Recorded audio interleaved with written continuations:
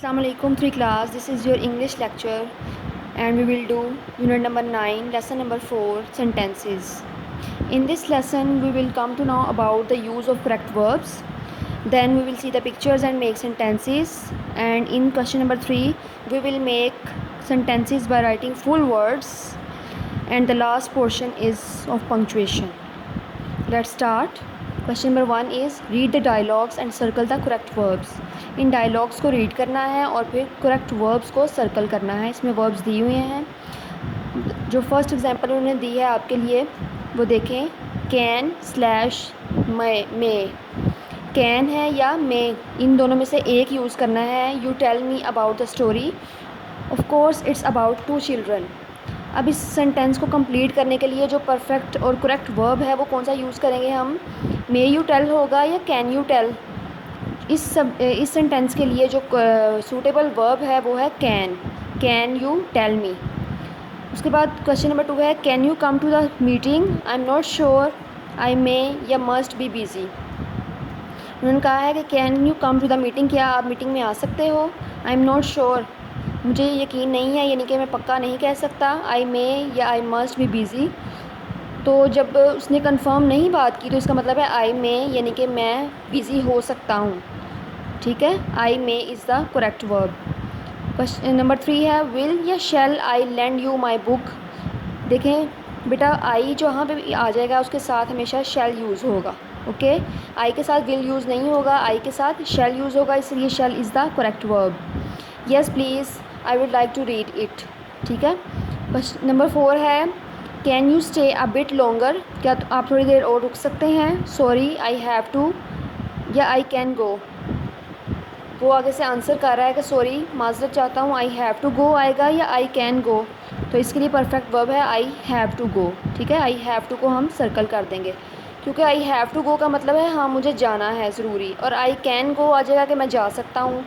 तो कैन जब आ जाएगा तो ये सूटेबल वर्ब नहीं है इसके लिए, इसलिए I have to go. Number 5 है विल या shall you tell Huma about the play. अब हुमा नाम आ गया है बेटा, नाम के साथ विल यूज़ होगा. मैंने जैसे आपको आगे भी बताया कि आई के साथ शैल यूज़ होगा या वी के साथ शैल यूज़ होगा, लेकिन जब नाम आ जाएगा या ही शी इट आ जाएगा तो उसके साथ विल यूज़ होगा. ठीक है. Of course I will may. I will या मे तो फिर आ जाएगा विल. विल वाला सेंटेंस है तो विल ही आएगा. ठीक है, विल को ही सर्कल करेंगे. ये परफेक्ट वर्ब इसका विल है. क्वेश्चन नंबर 1 कंप्लीट हो चुका है. क्वेश्चन नंबर 2 देखें. What would you say in these situations. ये सिचुएशंस दी हुई हैं ए बी सी डी.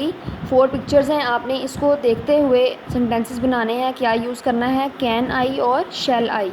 ये 2 चीज़ें इन्होंने दी हुई हैं, इन दोनों को यूज़ करते हुए आपने सेंटेंसेस बनाने हैं. पिक्चर को देखें. एक लेडी जो है उन्होंने बैग्स पकड़े हुए हैं और जो बॉय है वो उनसे बैग्स मांग रहा है, यानी कि ले रहा है उनकी हेल्प करने के लिए. तो इसका सेंटेंस हम क्या बनाएंगे. शैल आई टेक योर बैग. क्या मैं आपका बैग ले सकता हूँ या ले लूँगा. ठीक है, क्या मैं आपका बैग ले लूँगा, यानी कि उसकी हेल्प करने के लिए वो कह रहा है. उसके बाद बी है, जो एक ये मैन है वो बॉक्स को ऊपर रख रहे हैं, लगा रहे हैं, और जो लड़का है बॉय है वो उनकी हेल्प करने के लिए पूछ रहा है. तो क्या आएगा, कैन आई हेल्प यू. ठीक है, ये बॉय जो बोल रहा है ना ये वो वर्डिंग है. उसके बाद जो है एक लेडी है, उन्होंने दरवाज़ा ओपन किया है और लड़का बाहर से अंदर आ रहा है. तो वो परमिशन मांग रहा है कि क्या मैं आ जाऊं. तो क्या लिखेंगे हम, कैन आई कम इन. क्या मैं अंदर आ सकता हूं. ठीक है, पिक्चर्स को देखते हुए हमने सेंटेंसेस जो हैं वो बनाने हैं जो सूटेबल होंगे. उसके बाद है ये जो लेडी हैं ये एक पेपर दे रही हैं इसको बॉय को, और बॉय उनसे लेना चाह रहा है तो वो उनसे परमिशन मांग रहा है. शैल आई टेक इट. क्या मैं ले लूँगा ये.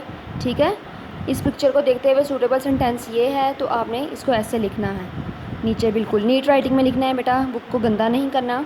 क्वेश्चन नंबर 3 है right the words in full in your notebook. इन्होंने ये वर्ड्स दिए हुए हैं जो एपोस्ट्रॉफी यूज़ करके उन्होंने लिखे हुए हैं, और हमने एपोस्ट्रॉफी को ख़त्म करके इसका कंप्लीट वर्ड लिखना है. ठीक है, जैसे my brothers ill. My brother is ill होना था तो उन्होंने इज़ को एपोस्ट्रॉफी में कर दिया है, तो हमने पूरा लिखना है my brother is ill. Okay. उसके बाद है she does not eat. She doesn't eat cake. Doesn't को उन्होंने कोमा में कर दिया है एपोस्ट्रॉफी में, तो हम लिखेंगे डज़ नॉट, पूरा लिख देंगे NOT not. She does not eat cake. ठीक है. उसके बाद है शील बाय सम टी। इसी तरह इन्होंने विल को एपोस्ट्रॉफी में कर दिया है, तो ये देखें क्लियरली मैंने यहाँ लिखा है she will buy some tea. Okay, ये जो डबल एल है इसको हमने विल में चेंज कर देना है। उसके बाद है she is got a basket. तो शी इज़ गॉट, जो ये अपोस्ट्रॉफी लगाई है इसको हमने हैज़ में चेंज करना है। She has got a basket. Has क्यों लिखा है बेटा? क्योंकि थर्ड फॉर्म आई है GOT गॉट। गेट की थर्ड फॉर्म है गॉट और थर्ड फॉर्म के साथ हैव ही आता है। ठीक है। उसके बाद है they have seen the which. अब उन्होंने VE जो है हमें क्या शो कर रहा है कि ये हैव है, अपोस्ट्रॉफी में चेंज किया हुआ है। हमने इसको कंप्लीट वर्ड इसका लिखना है they have seen the which. इसमें भी थर्ड फॉर्म यूज़ की गई है सीन, इसीलिए हम हैव लगाएंगे। उसके बाद है she is lost her bag. ये भी थर्ड फॉर्म है लॉस्ट, तो क्या आ जाएगा? She has lost her bag. ठीक है, ये अपोस्ट्रॉफी को ख़त्म करके हमने इसका फुल वर्ड लिख दिया है। क्वेश्चन नंबर 4 है copy the dialogue with the correct punctuation in your notebook. इन डायलॉग्स कॉपी करें, लिखें करेक्ट पंक्चुएशन के साथ अपनी नोटबुक्स पे। पंक्चुएशन क्या होती है बेटा? हमने देखना होता है कि कैपिटल लेटर कहाँ आना है, कॉमा कहाँ आना है, ये सारी जो चीज़ें हैं इनको परफेक्ट प्लेस पे हमने मेंशन करना है। अब हैंसल कह रहा है where's the witch, where's the witch. ठीक है, अब ये जो आगे S लगाया हुआ है ना, ये अपोस्ट्रॉफी को भी ख़त्म करके हमने यहाँ पे, यहाँ अपोस्ट्रॉफी नहीं इन्होंने लगाई लेकिन हमने अपोस्ट्रॉफी लगानी है और W जो है वो कैपिटल कर देना हमने, वेयर्स द विच, और पर क्वेश्चन मार्क लगा देना आगे। ठीक है, अब इसके ऊपर ही सॉल्व किया हुआ है she is in the garden. She का S कैपिटल आया, अपोस्ट्रॉफी लगी हुई है। ठीक है, इन द गार्डन ये सिंपल सेंटेंस है इसलिए इसके आगे फुल स्टॉप लगाएंगे। उसके बाद है she is got her magic wand with her. अब शी लिखा हुआ है S कैपिटल है, आगे इसके आगे कोमा भी लगाएंगे, अपोस्ट्रॉफी लगाएंगे, यानी कि शी लिख के आगे अपोस्ट्रॉफी और फिर S। She is got her magic wand with her, ये भी फुल स्टॉप आ जाएगा बाद में। उसके बाद है ग्रिटल, I will try and take it from her letter.